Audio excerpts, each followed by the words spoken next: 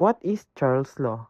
In simple terms, Charles' law describes how gases tend to expand when heated. It establishes a direct relationship between the volume and the temperature of a gas, provided that the pressure and the amount of gas remain constant. Charles' law says when the temperature of a gas increases, the volume of the gas also increases. The heated gas in the balloon is now less dense than the surrounding air, causing it to rise. A gas in a container has an initial volume of 2L and an initial temperature of 25 Celsius. The final volume decreased to 2.25 L. What is the final temperature? First thing I'm going to do here is write out my formula. V1 over T1 is equals to V2 over T2.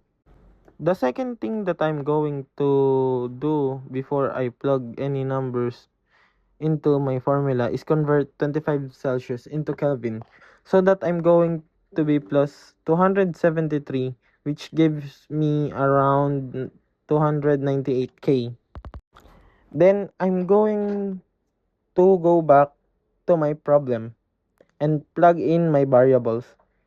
A gas in a container has an initial volume of 2L, so my V1 is 2L.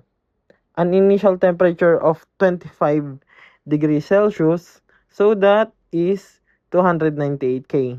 The final volume decreases to 0.25 L, so my V2 is 0.25 L.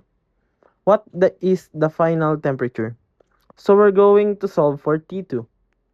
Now, I'm going to cross multiply 298 times 0.25 is equals to 2 times 2t.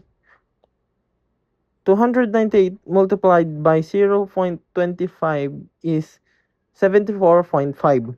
So, 74.5 is equals to 2 times 2t. Next, I'm going to divide both sides by 2. My final temperature is found to be 37.25 Kelvin. If I had to find the temperature in degrees Celsius, I would subtract 273 from the Kelvin temperature. So, to 37.25 minus 273 gives me a negative 235.75 degrees Celsius.